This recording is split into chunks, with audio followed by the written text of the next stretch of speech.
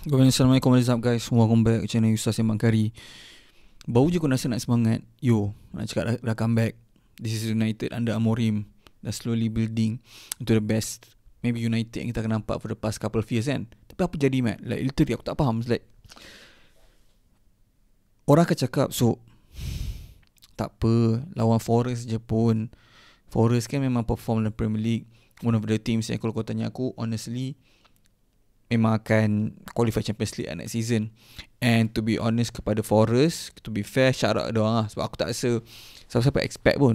Kalau tak sembang aku tiba-tiba cakap, aku expect gila diorang akan perform and diorang akan compete untuk Champions League spot season ni, and diorang akan main next season, especially under Nuno kan. Tapi sebelum kita sembang, pasal aku tak boleh terima diorang kena cadangan Forest. So, bagi aku patutnya draw. Sebab apa aku cakap sembang nanti. Tapi sebelum tu aku nak sembang sikit je lah pasal Forest. Sebab aku rasa diorang punya season ni memang tak relax.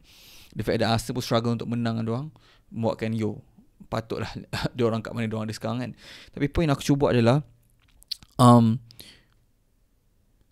kau ingat dulu masa Emery kat Arsenal kan, and the chow pada Arsenal, the failure kat Arsenal senang cerita kan, dia punya sesi dekat Arsenal tu, and then dia masuk Villa, dia achieve apa yang dia achieve. Ramai orang cakap mungkin Arsenal kalau Arsenal bagi dia lagi banyak masa, dia akan nampak kegemilangan yang mana Arteta tak nampak lagi. Betul tak? Sebab aku tengok dia boleh bawa tim Villa ke level yang mana diorang ada sekarang.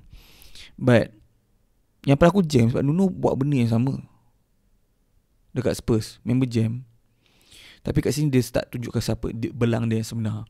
So kadang aku cerita fikir, adakah certain manager ni memang level diorang adalah builder, maksudnya bawa tim tu daripada mid table team kepada competing at the highest level. And persoalan tu lama gak bila gak fikir aku, sebab bukan dia je, banyak agak manager macam tu. Tengok Moyes buat dengan West Ham menang trofi, try ke MU tak menjadi kan. Banyak team yang cuba kat big teams, but ada certain manager dia memang big team manager, macam Ancelotti semua ni kan. Ada certain team builder, manager tu dia style macam builder punya manager, which is dia kena bawa team daripada mid table ke highest next level, but then dia tak boleh nak bawa sampai betul-betul jadi multiple time UCL winner ke apa. Itu macam kau tak nak control lah. But itu persoalan terbesar aku pasal apa benda ni berlaku. Apa yang membezakan certain manager tu mid table punya version ataupun highest level memang kau boleh komen kat bawah. But kenapa aku rasa diorang patut actually at least draw game ni? Sebab first momentum yang diorang bawa sebelum international break and the only reason possible yang aku rasa kalau kau nak sakat diorang patut memang logik je, sebab dengan international break momentum akan akan stop lah. Tapi aku terfikir aku terfikir like sebenarnya dengan banyak MU punya team ni tak ramai pun yang pergi international punya games kan, sebab level-level MU punya level sekarang ni tak banyak player layak, so manager tak panggil. Faham tak? Manager international berapa kerat je boleh pergi main international. So disebabkan tu aku rasa macam patutnya lagi banyak masa untuk develop in terms of apa yang sebenarnya Amorim nak cuba buat. Sebab banyak manager, in terms of manager yang baru masuk team tengah-tengah season nakkan masa off, and aku rasa Amorim dapat masa off ni. So aku rasa dia expect macam, okay, aku dapat masa off, so aku nak apa, aku nak kan gunakan time ni untuk play aku ni semua faham sebenarnya kepala otak doang, taktik aku lebih mendalam. Mungkin dah start faham, dah start nampak, sebab tu dah start perform sebelum break. Tapi bila dah habis break, pasal jadi jam balik kan, aku tak faham lah. Sebab the performance yang buat gini memang merunsingkan. Orang akan cakap alah, Forest nasib je Mat, sepatutnya MU patut menang sebab pegang bola lama. Aku malas lah sembang pasal ni, banyak kali aku sembang. Game bola sepak ni bukan game siapa pegang bola paling banyak, siapa yang nampak paling solid on the ball. Game bola sepak adalah siapa yang score goal, siapa yang letak bola belakang lepas goalkeeper. Alright, kalau kau control 99.99% possession pun, kalau kau tak letak bola belakang kau takkan kira apa pun. Betul tak? So itu yang boleh kau keep in mind lah. So the fact that Okay, the only positive ataupun aku nak argue, kau boleh letak positif is MU control the game, tapi kau tak boleh pegang benda tu. Sebab apa aku cakap kau? Sebab kalau kau tengok pun sebenarnya dari segi stats dah kita ambil, Forest adalah tim yang paling rendah dalam Premier League. Aku nak sekali lagi, Forest adalah tim yang paling rendah dalam Premier League in terms of pressing opposition. Kau faham tak? Style of play diorang, bukan Spurs, the highest team yang press dalam Premier League, iaitu paksa opposition buat mistake. Tapi Forest punya style 100% bagi kau buat apa kau nak buat. Kau terlepas bola sikit je, dak lagi kita akan makan kau. Tak kisahlah langgar ke siapa ke. And walaupun Wood tak ada game ni contoh, but still dapat put in a performance, walaupun bukanlah directly melalui awal ni, but game plan tu lah yang paling mahal sekali apa yang aku nampak under Nuno ni. So kena bagi shout out kat diorang. Membuatkan aku rasa macam sayang lah, sebab kita nampak momentum ni sedap lah sekarang. Tak pasal-pasal kalau lagi 3 game kalah apa 30 game. Aku tengok stats tadi 30 game overall kalah for the past 2 season. 30 game tu like almost 1 season kalah straight. Aku jam korang pun jam ke lah. But yeah, kalau kita tengok dari si individual performance dalam game ni pun macam yang respected performance pun macam tak ada tu, to be honest. Euro okay lah untuk budak 18-19 solid. Delay okay, Mguire nampak paling nyari skor kan. Dalo alright. Like tak ada satu player pun yang aku rasa macam he's that guy yang betul-betul cuba. For the past couple of game, okay, aku sebut Bruno kan, aku rasa semua setuju.